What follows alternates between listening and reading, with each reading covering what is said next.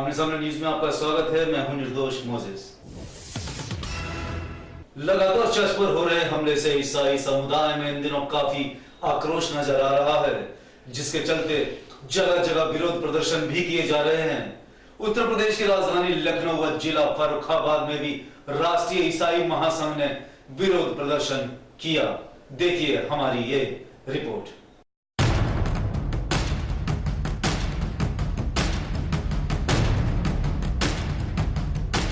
पहले दिल्ली, उसके बाद आगरा में हुए हमले को लेकर ईसाई समाज में काफी आक्रोश है। आगरा के ऐतिहासिक प्रतापपुरा चर्च में बीते दिनों हमला हुआ, जिससे चर्च परिसर में लगी प्रभु यीशु व मां मरियम की मूर्तियां तोड़ दी गयीं। साथ ही चर्च परिसर में भी गंदगी फेंकी गई।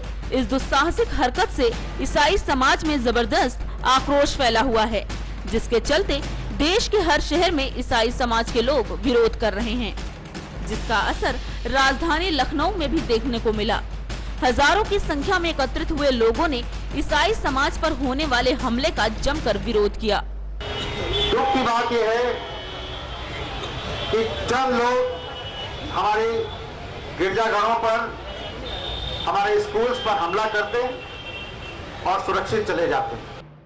वहीं उत्तर प्रदेश राष्ट्रीय ईसाई महासंघ के प्रदेश अध्यक्ष निर्दोष मोजेस ने भी ईसाइयों पर होने वाले हमलों की कड़ी निंदा की। ये एक और बाकी जो लोग जा रहे हैं उन सब लोगों का खत्म करते हैं। वो लगातार ईसाइयों पर हमले करते हैं। जो हिंदू संगठन है वो लाइट में आना चाहते हैं। ये बताना चाहता हूँ जो शांत ईसाई हैं उन पर और हिंदू किसी ने हमला किया। लगातार हमले रुक जाए, अगर हमले नहीं रुकते तो मुंह तोड़ जवाब दिया जाएगा। हर तरीके से सड़क का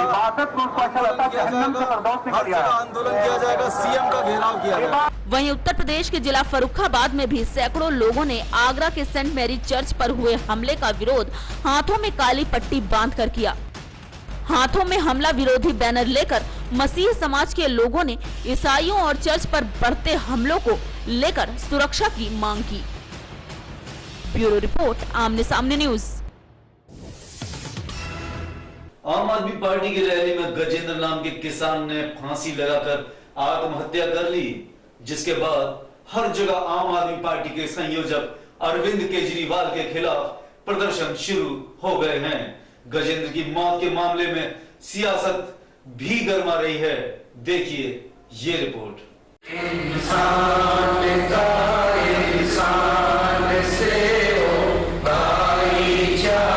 अरविंद जी की गलती है, फौरन में पेड़ पे नहीं चढ़े। अगली बार अगर ऐसा होगा मैं दिल्ली के मुख्यमंत्री जी से कहूंगा कि पेड़ पे खुद चढ़े।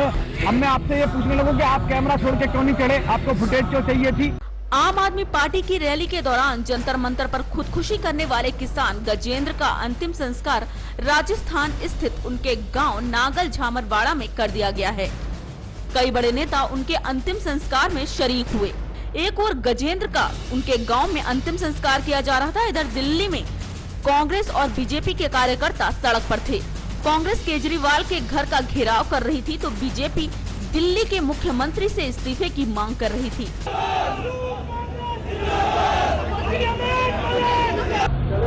एक आम आदमी मर रहा था और केजरीवाल जी का भाषण चल रहा था। संवेदनहीनता की हद थी। बेशर्मी से उनके नेता जो है, उनकी टीम, किसी ने ये भी कष्ट नहीं किया कि उस आदमी को जाके देखें। आफ्टर ऑल आप राजनीति करते करते इतने अमानवीय कैसे हो सकते हैं? आपको इस्तीफा देना चाहिए। संसद में भी कार्यवाही शुरू होते ही गजेंद्र की खुदकुशी के मामले पर हंगामा शुरू हो गया। किसान गजेंद्र सिंह के खुदकुशी करने का मामला और तूल पकड़ता जा रहा है।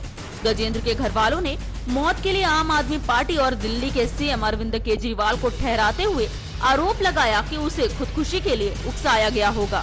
मनीष सिसोदिया जी वो जानते थे, मनीष सिसोदिया जी ने शायद उनको बुलाया होगा। मुझे कुछ ऐसा लग रहा है कि उनको किसी ने हाईली मोटिवेटेड किया था इस काम के लिए। इस हिसाब से उन्होंने मेरे से बात की थी और जिस हिसाब से उनका नेचर था, इस हिसाब से मुझे लगता है कि वो आदमी सुसाइड नहीं कर सकता, किसी ने मोटिवेट किया होगा।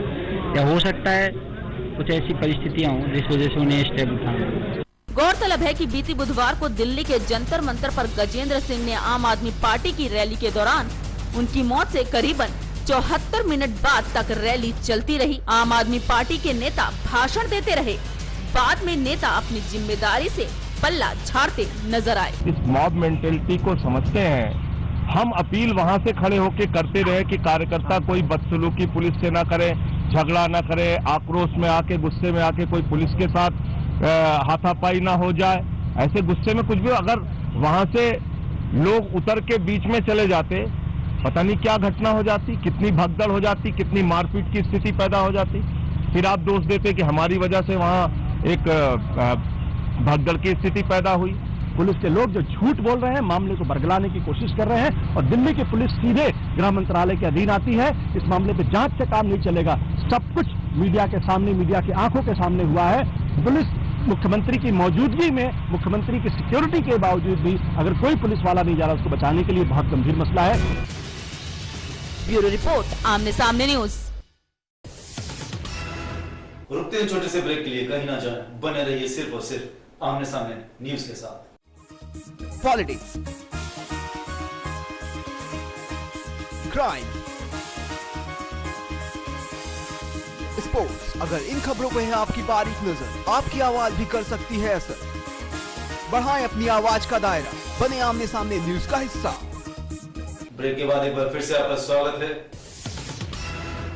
वही लखनऊ के लामार्ट कॉलेज में छत से गिरकर हुई मौत के मामले में राहुल के परिजन सीबीआई जांच की मांग कर रहे हैं। जहां परिजन राहुल की मौत के पीछे विद्यालय प्रशासन को दोषी बता रहे हैं, वहीं विद्यालय प्रशासन इसे आत्महत्या करार दे रहा है। देखिए ये रिपोर्ट।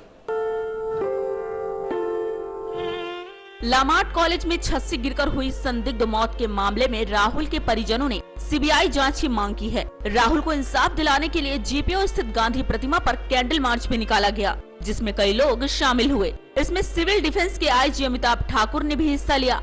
अमिताभ ठाकुर ने बताया कि ये लोग निष्पक्ष जांच की मांग कर रहे हैं। उनका कहना है कि राहुल की मौत सुसाइड से नहीं बल्कि उसकी हत्या की गई है। राहुल को इंसाफ दिलाने के लिए सिग्नेचर अभियान भी चलाया गया, जिसमें सैकड़ों लोगों ने हिस्सा लिया। गौरतलब है कि लखनऊ के मशहूर ला माउंटेनियर स्कूल में पढ़ने वाला कक्षा 9 का छात्र राहुल श्रीधर बीती 10 अप्रैल को अपना रिपोर्ट कार्ड लेने स्कूल गया, लेकिन वो ना तो स्कूल पहुंचा और ना ही वो असेंबली गया और ना ही क्लास में। यहाँ तक कि राहुल ने अपना रिजल्ट भी नहीं लिया। वो स्कूल आए थे और बिना किसी को बताए हुए ऊपर वाले कमरे में चले गए। वहां उन्होंने कुछ कागज जलाई और उसके बाद कुर्सी खींचकर दीवार पे चढ़ के वहां से कूदे। सुबह 11 से लेकर 11:50 के बीच राहुल कॉलेज के कॉन्स्टेशिया भवन के परिसर में मृत पाया गया, जिसके बाद पुलिस ने आत्महत्या का मामला दर्ज किया था। ब्यूरो रिपोर्ट, आमने सामने न्यूज। यह मामला है उत्तर प्रदेश के जिला बरेली का, जहां शादी से पहले ही अर्थी उठ गई। जी हां, बरेली के रघुवेंद्र नामक युवक की शादी के मात्र 6 दिन बाकी थे, तभी उसकी ट्रक हादसे में एक मौत हो गई, जिसके बाद उग्र भीड़ ने जमकर तोड़फोड़ की। देखिए बरेली से हमारे संवाददाता गुलाम साबिर आजाद की ये रिपोर्ट। ये मामला उत्तर प्रदेश के जिला बरेली का, जहां तहसील आमला के ग्राम भेटा जुनून निवासी रघुवेंद्र पाल की शादी को मात्र 6 दिन बाकी रह गए थे और वो अपनी बहन को शादी में बुलाने के लिए मोटरसाइकिल पर सवार होकर जा रहा था कि आमला रामनगर रोड पर आमला कोतवाली से मात्र आधा किलोमीटर की दूरी पर तेज रफ्तार से आ रहे ट्रक ने उसे टक्कर मार दी, जिससे उसकी मौके पर ही मौत हो गई।